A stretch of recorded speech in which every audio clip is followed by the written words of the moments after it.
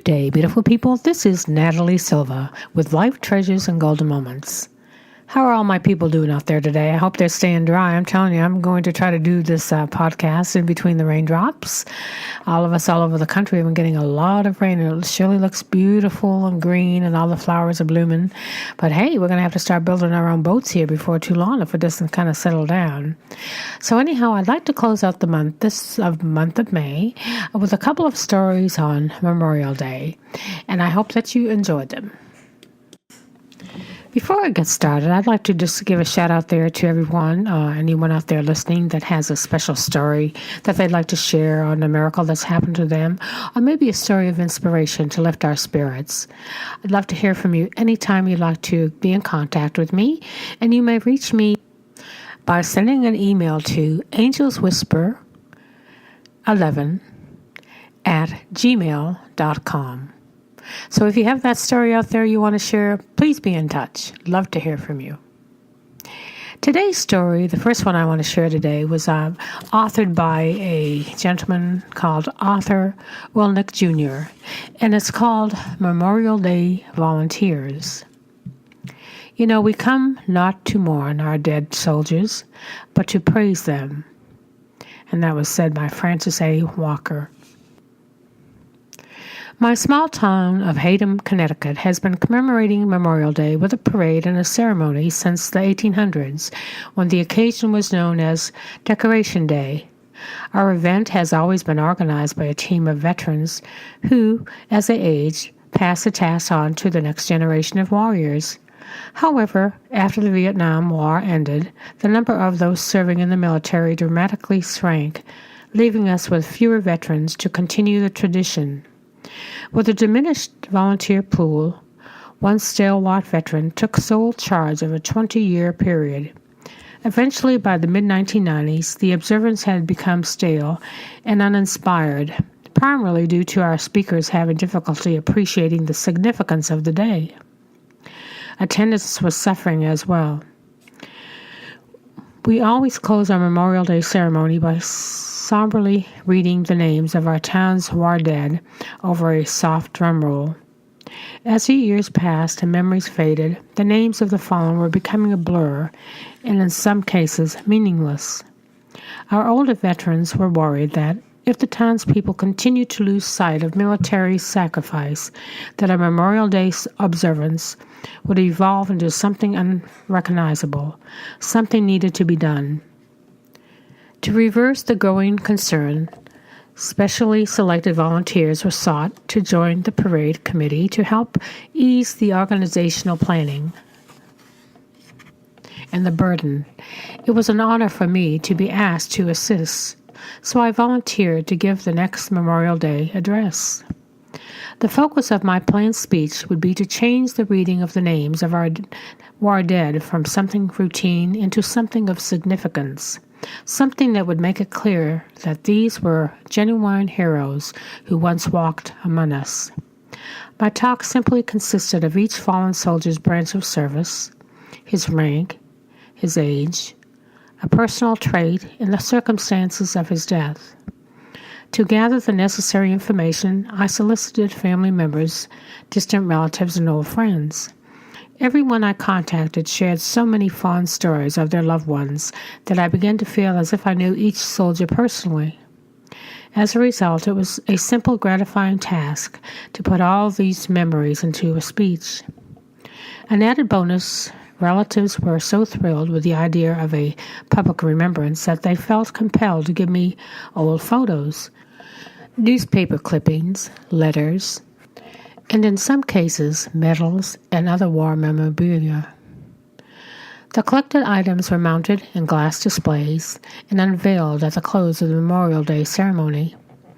My speech was so well received, and the displays had such a historical and emotional impact that our town's officials asked that they be prominently placed in the town hall for all to see.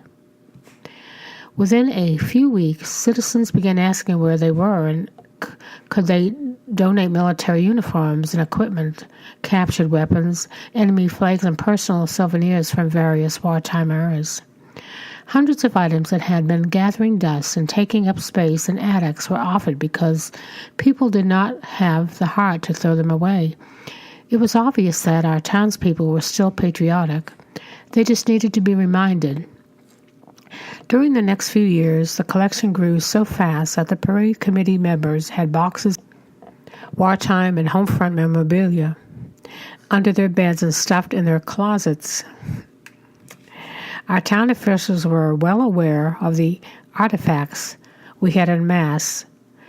So in 2001, we were granted use of a vacant farmhouse and converted it into a Haddam Veterans Museum. In less than 2 years, the building was filled to capacity. We also added an outdoor Veterans Memorial walk with a large gray pavers engraved with names of Hayden's war dead and small red pavers to honor specific veterans in a more personal way. The museum became an immediate focal point, especially on Memorial Day, when hundreds of parade attendees spent hours reviewing the displays. During the rest of the year, we got requests from local schools and civic groups for museum tours. Prior to the reorganization of our parade committee, we practically had to beg people to give the Memorial Day address. Now we were having a waiting list. The size of our parade committee has quadrupled, and there is never a shortage of dedicated volunteers, both civilians and veterans.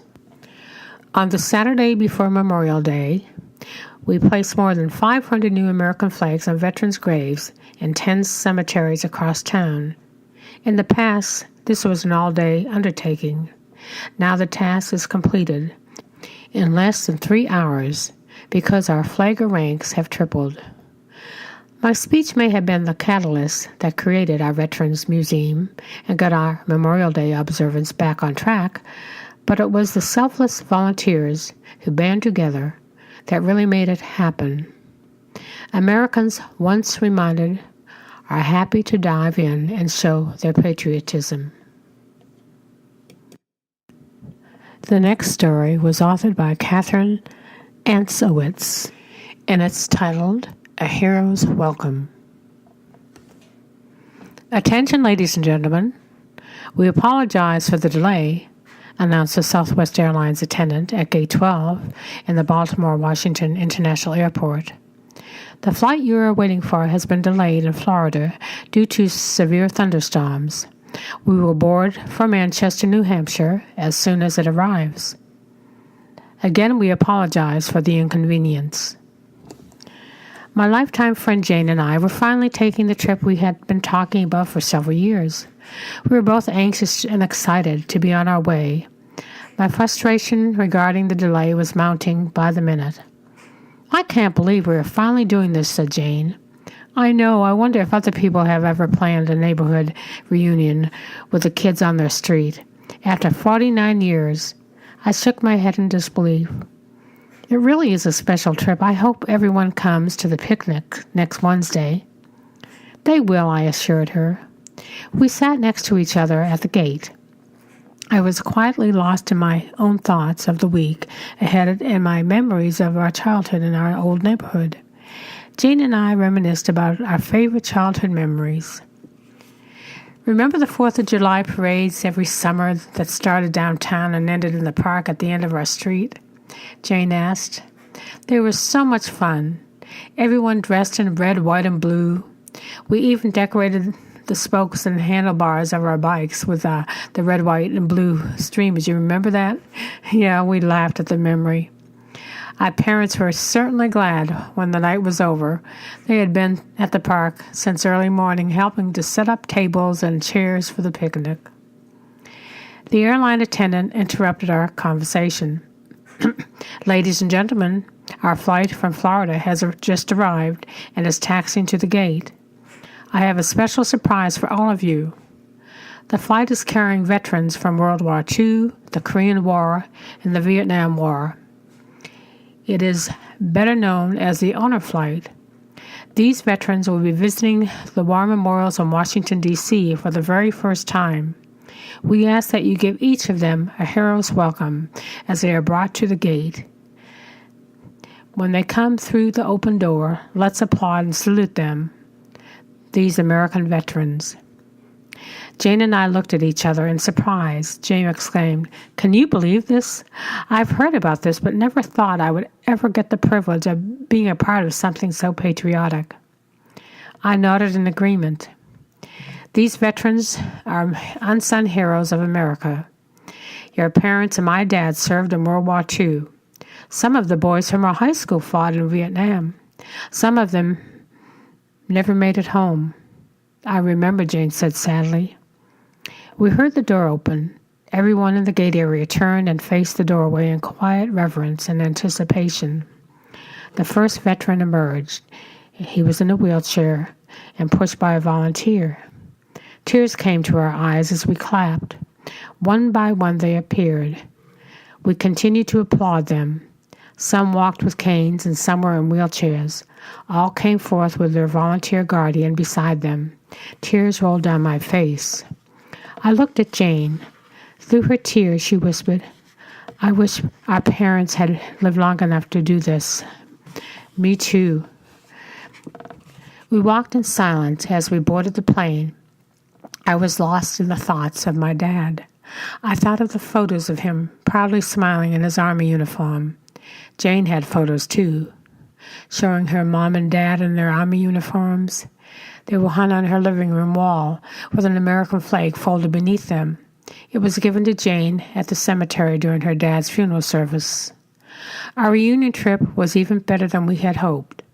We toured our old high school, much expanded now. We gathered at the beach where we all learned to swim. We shared photos and memories of our childhood on a quiet little street in a small town in New Hampshire.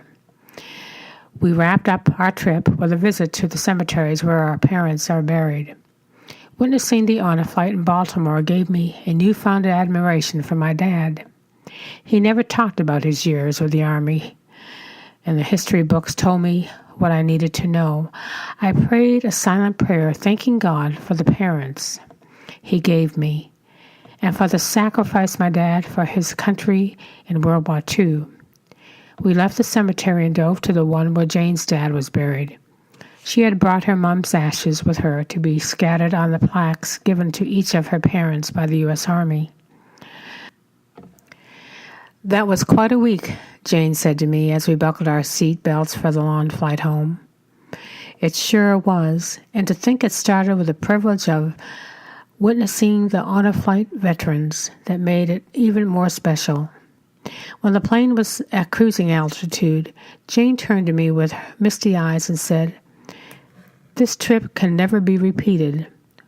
"What do you mean?" "It started with the honor flight and ended with visits to the cemeteries." "Okay, but I still don't get your point."